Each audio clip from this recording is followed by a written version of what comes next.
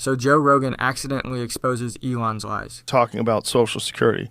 Yeah. And that people are receiving Social Security that are 150 years old.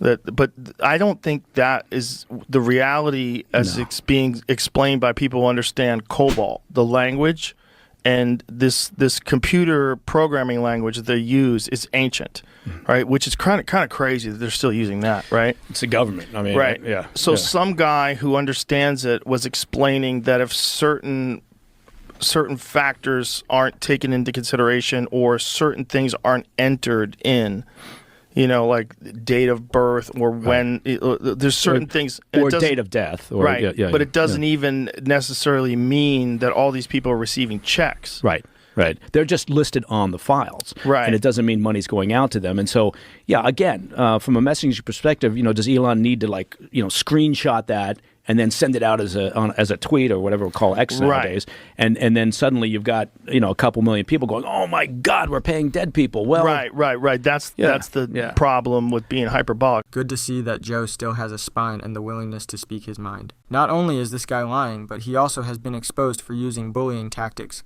previously mentioned by Bernie Sanders on how he bullied the Republican Congress into submission. The wealthiest person in the world, who spent at least $277 million to elect Donald Trump in a Republican Congress, has now claimed complete ownership of that party. My friends, what we are looking at here has nothing to do with democracy. What we are looking at here is oligarchy. This is up and up. Government by the billionaire class, for the billionaire class. And by the way, Musk is not only trying to intimidate Republicans, he is trying to inject himself into the Democratic Party as well.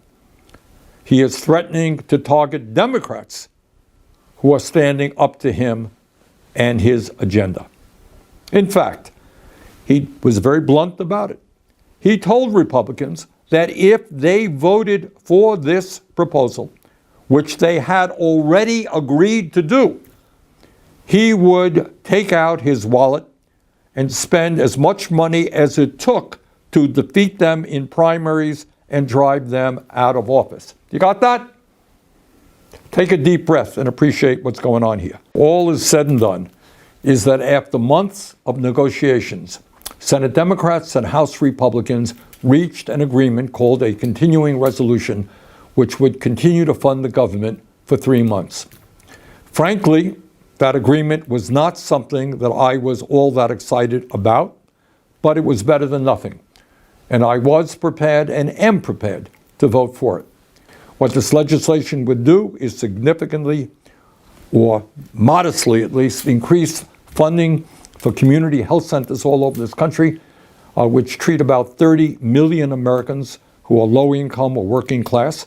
And it would also increase the number of young doctors who go out into rural America and also into underserved areas. That is where we need the doctors and the nurses, and that's what this legislation would do. In any case, within the House of Representatives, the Republican House, and the Democratic Senate, there was widespread agreement on this resolution, and it was just about ready to be passed. In fact, the Republicans posted it on their website. We were ready to go.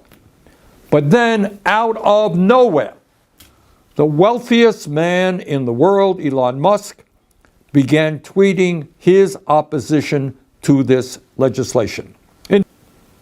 As part of his campaign to defeat this resolution, Musk has been spreading an enormous amount of disinformation and outright lies about what is in the bill.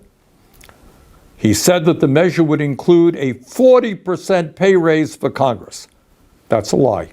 It is a 3.9% increase, the same as federal employees are receiving. He said that the country would be just fine if the government shut down. Really? Here's what happens if Mr. Musk gets his way and the deal implodes. Funding for kids' cancer research gets cut. At a time when we are already paying the highest prices in the world for prescription drugs, pharmaceutical middlemen will be able to continue to overcharge you for your prescription. Let us understand the gravity of what we are dealing with. This is not politics as usual. This is not just Democrats versus Republicans, conservatives versus liberals or progressives. It's much deeper than that. What we are dealing with right now is that the billionaire class, which owns so much of our economy, which owns so much of our media, they are now moving aggressively to own our political system as well. So we got a lot of work in front of us. We've got to educate, we've got to organize, and we have got to stop them.